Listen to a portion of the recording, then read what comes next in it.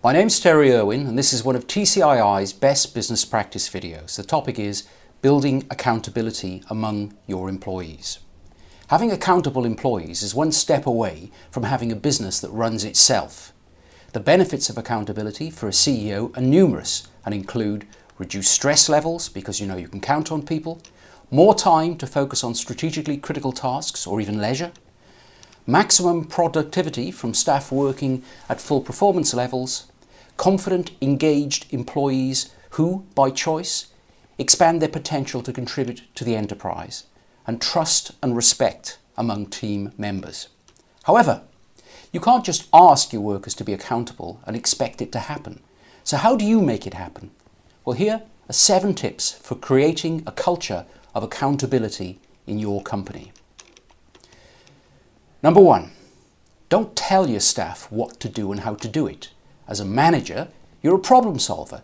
Your default style is to take responsibility for your people and come up with solutions to your problems.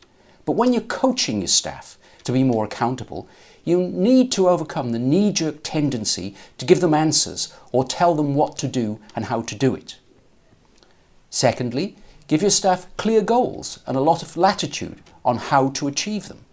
Let employees choose how they're going to accomplish their work goals. And if they go off track or fall behind, you can always step in and lead a discussion about what they could do differently to recover the situation. Number 3, let them know exactly what you expect them to take responsibility for.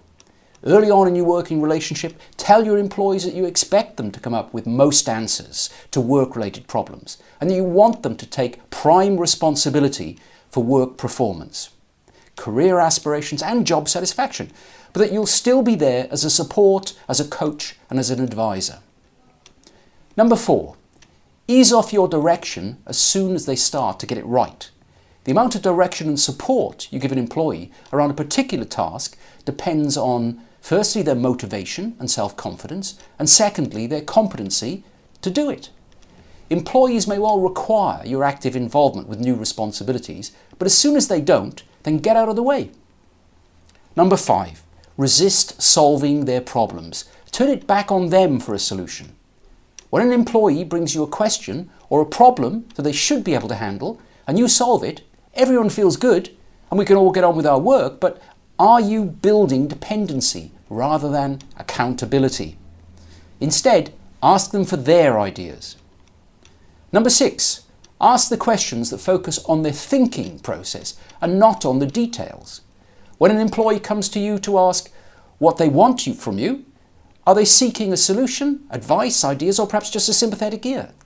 Turn the question back on them by asking, what have you tried or considered? What might a solution or course of action be? And where could you get the necessary information? And number 7, recognize and acknowledge when they take responsibility.